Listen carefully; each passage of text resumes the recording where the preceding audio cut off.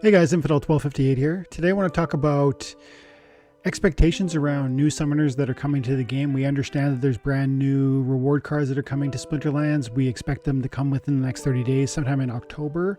And there may be summoners in that reward card set. When will we see the building out and maybe the completion of the Bloodline Summoners? Is it fair to expect that every single Bloodline that exists or that will ever exist will have its own summoner? It certainly seems to me that if we're going to start this trend, we ought to finish it.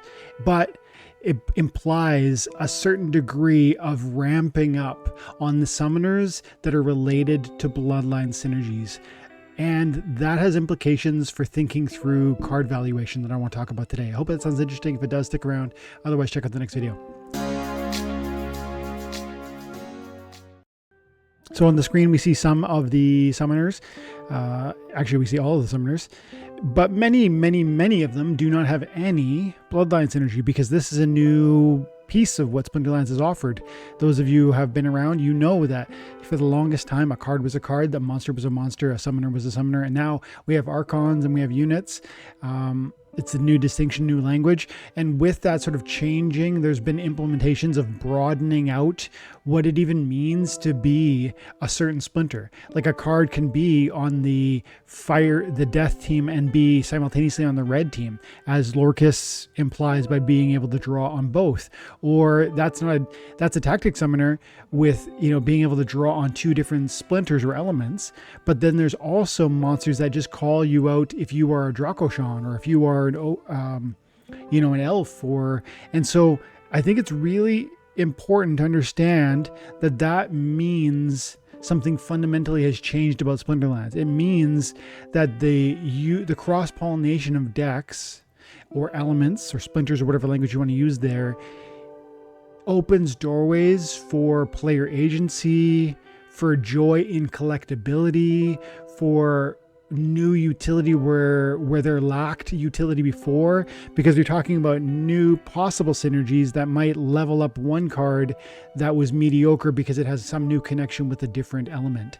And so all of that is exciting, and I expect the team sees this new pathway as a success, a victory, a good choice, and I expect them to continue building it out. The following question that comes, the necessary question that rises out of that is, do we build out every single bloodline? I counted so far, there are 42 bloodlines that are searched, that are in Splinterlands at this moment. And so if I go units, just units, and I go, we could go through every single one, but here's the avians. There's 2 avians, and this is all cards that exist. So there are 2 avians. How about awakened beasts? There are no awakened beasts yet. Oh, I'm just looking at rebellion. That's why. Hang on. Let me correct that. So within the context of every card in the game, these are the avians. There's a dispersion across all the splinters, right? And even various editions. We've got some chaos, we've got some rebellion, we've got some foundation, and so on. But if you did that for every one of them, you'd recognize that there's not exactly enough to build out a team for any one of these. So that makes me expect that we would see a building out of every one of these bloodlines to the point where, across the next 5 years or 10 years, maybe there's 40 of every one of these cards. Probably every card moving forward will have a bloodline. That would make sense to me. Why wouldn't you? It just creates more agency for the player. It creates more collectability, more reason to explore old cards that you might otherwise avoid. And so I think it's good on every single level. And so I think we will see bloodlines be fully explored from a unit standpoint. Like every card coming forward will have its own bloodline. I think that makes perfect sense. But then there's tons of them. There's 42 bloodlines already. And more will come. I know more will come because Nate said even in the most recent town hall that there's probably 12 they're sitting on and they could drop them all soon, he thinks, but he doesn't think they will. He said that in the recent town hall. And so that is to say that he's recognizing even the problem I'm pointing to. It's like we have 42 already, like probably 30, 35 of them haven't been haven't been issued yet, any of the summoners, but they probably deserve one, don't they? Every single one that doesn't have a summoner, those cards are less powerful, less valuable, less meaningful. What do I mean? Well, there's no summoner that calls djinns. And if there was one summoner that called all djinns, then these djinns would be more valuable, right? Because now you're not just looking at cards that would be meaningful within the context of their given element. You'd be looking at value or functionality from multi-splinters or multi-elements. So this red djinn from the fire team, this one and this one, which are all red. We got a bunch of red ones here. They could be drawn on by a blue team. And now suddenly we've got a totally different perspective maybe. Or they could be brought into our red team and we've got a very different picture that we can play with. And so I'm saying two things. Every card moving forward will have a bloodline. And this should require us, or this logically necessitates that every summoner moving forward, or maybe most summoners, if not every, will have a bloodline too, because there's no other way to even finalize or offer a summoner for the 42 that exist unless we make every single summoner moving forward have a bloodline. Do you track that? Let me try and say that one more different way. If we already have 42 bloodlines and we're expecting more and more and more across time for the units, the monsters, and if it's logical to say that, giving a summoner that enables the play of every single bloodline would be fair, appropriate, logical, not just good and logical, but actually beneficial, fun, entertaining, great from an investment standpoint, because again, it wraps new utility into old cards. That means it's beneficial, it's optimized. If every single bloodline had its own summoner, then it's the real lingering question that sits in the air in front of us is, how long is that going to take? Because again, it's not just 42 bloodlines, it's the 12 that he's already got planned. It's the 15 that are going to come after that. It's the ever-growing list of bloodlines that will exist, and finding a pathway to having those all be represented within summoners.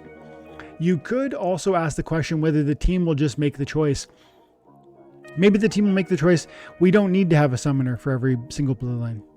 Maybe it's just a few that will have that benefit. I have a hard time believing that that's the team's perspective. It's worth considering. You could argue that we just don't need to do it. We don't need to create one for every single bloodline. I don't agree with that line of thinking, but I could understand, because of how difficult it will be to build out the completion of this path or this goal. To even if we never added one more bloodline, to build out 42 summoners that have it. And by the way, as we look at for Rebellion in particular, and let's look at Conclave Arcana. Is it just Conclave that's done this? Yeah, Rebellion didn't do it. Yeah, it's just Conclave, isn't it? I could be wrong about this, but I believe it's just Conclave. And no, it is. And so, we're just looking at, all we're looking at is Draconshan, Orc, Elf, Dwarf. So there's 7 of them. And actually there's not 7 of them, because is Dragon different than Dracoshan? Or aren't they both Dragon? See, I think they are different. I think they're different. But either way, this is 6 or 7 out of 42.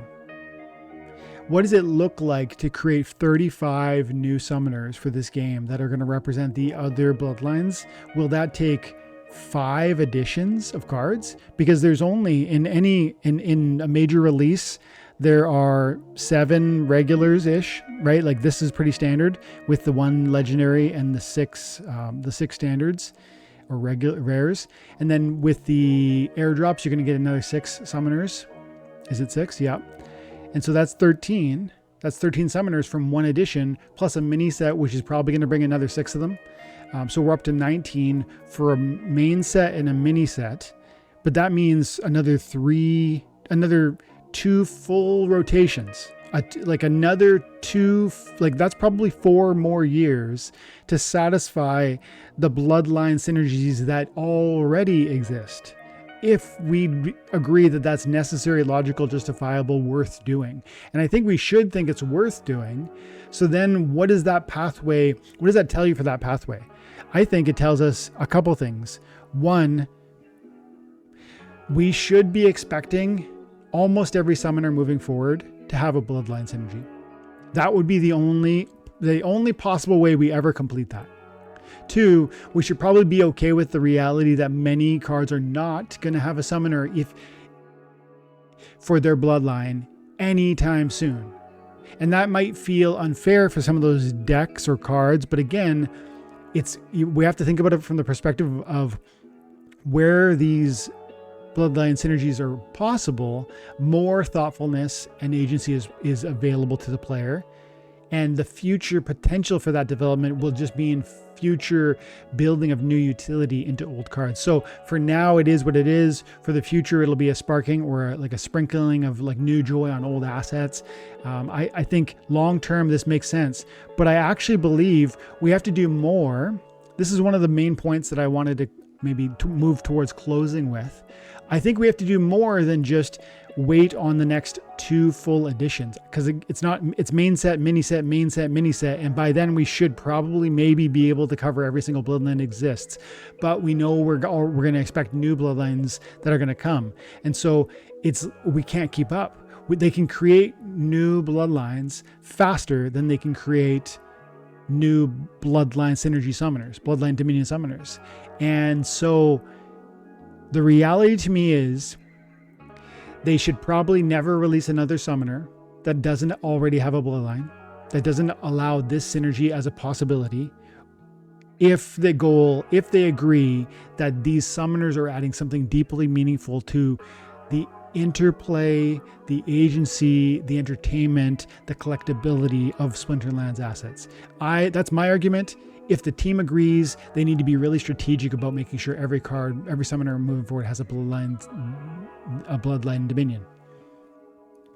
One other piece there. I think we need to start seeing summoners in the context outside of just editions. I think we've seen, we saw Pickle, and it was a promo, and this is a unique opportunity and a unique card. This card, like, summoners could be sold in this way. We've also seen Heloise the Hollow. We've seen exclusive cards. We've seen the voucher sales. These cards could be summoners. I don't know if the community would like that. And as you hear that, I wonder if you say to yourself, well, I don't get vouchers. I don't like these sales being really meaningful because then it means I have to go out and get another asset. If that's how you feel, I think I can't convince you that this would be beneficial to the game. But I would just say, I think having a multitude of bloodline dominions makes the game more complicated and therefore more entertaining. I want more player agency, therefore I want more bloodline synergies. And so I think we need to get more of them in every single place possible. And I think exclusive reward cards as well as promo cards is a pathway in addition to new editions of cards and mini sets, where the summoners, that's the only way that they're ever going to catch up. And I think catching up makes sense. I think this should be a goal that we desire. There's one more point I want to make on this.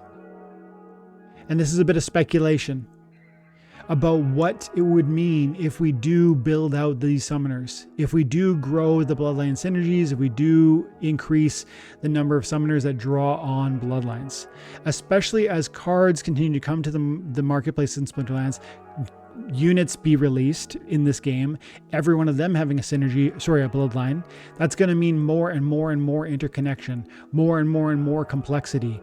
This is one of those traits within the game where right now it looks X powerful, but X grows exponentially as you see more and more and more new cards that are synergizing with the old cards. So right now I showed you the Djinns. Let's focus in on those just for the moment.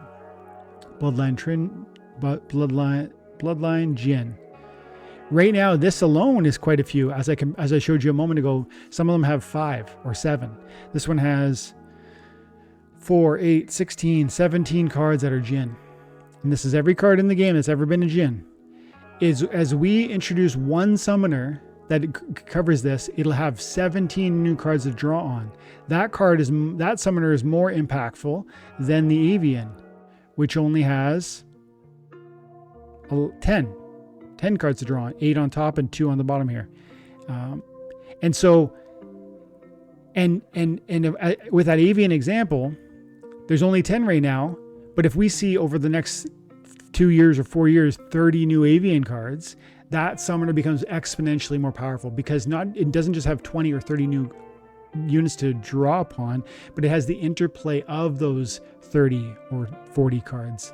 And so these cards are fun, they're exciting, and I think desirable. We should want to complete the list, but that list is going to keep growing, and I don't think this is really attainable in the sense that you're always going to see new bloodlines and you're always going to be chasing after that. But I think we should chase after that. I think every single summoner moving forward should have this. And one final thought on that is worth thinking through. If you believe the team is going to attempt to offer all the bloodlines, or if you believe that they're even going to offer most of the bloodlines, do you think they're going to give every one of the legendary airdrops from the complex a bloodline? Do you think that the mini set is going to have bloodlines? I actually really do. I really confidently believe that they will include at least those. So that's another 6 from the legendary airdrops, and probably 6 from the mini set. So another 12, bringing us to like 19 or 20 summoners that are going to offer a bloodline. Why is that important to recognize? Even if that's the end of the road for Bloodline Synergies, and I don't think it will be, the conclusion that I'm drawing is the significance that has on particular units. And it's always, the foreseeable expectations. You can start to look at, you could go through, there's two pieces you might do. You could go through and look at the different bloodlines. In particular, which ones have they really been focusing on? Like, what cards from Conclave have you seen a lot of? Mundane Beast is one I'm wondering about. Mundane Beast, I feel I've seen, look at how many Mundane Beasts there are. Wow. I feel like in Conclave, we've seen a lot of Mundane Beasts. And so I wonder if we're going to see a summoner from that section. But even if we don't, it's worth speculating for me to think through what cards I would want to prepare myself by acquiring in the event of. I think it's reasonable to conclude, if they've got a lot of cards in any one of these, if they have many cards within a certain bloodline, it makes sense to want to have a summoner in that bloodline. If they only have a few cards, it probably makes less sense. And for that reason, I might be looking at Mundane Beast as expecting that it could have a coming buff with a summoner that creates that cross-pollination due to Bloodline Dominion. And one final thing or thought on card speculation and valuation is that there are certain abilities that particularly benefit from that cross-pollination. One of the most important ones is Shapeshift. Shapeshift is an ability that I think is very powerful already, and it is definitely going to get more powerful as we see more summoners that come to the game that offer new tactics as well as new bloodline benefits. On the screen, you see 4 of them. At some point in the future, we're going to see even more of these. But I think these cards are actually at their lowest functionality, lowest utility, and therefore lowest price point. And that if you were to go across the next 2 or 4 years, if Splinterlands is still thriving, that these cards will be uniquely valued because of the growth that I expect to see within the Bloodline Summoner Archon library. What do you think about that? Do you want to see a completion of the Archons for every one of the Bloodlines? Do you think it's not worth it or maybe even problematic to do so? And what do you think about promo cards that are summoners? And finally, how do you think does this conversation impact your analysis of value associated with shapeshifters? Let me know in the comments below. Have an amazing day. God bless.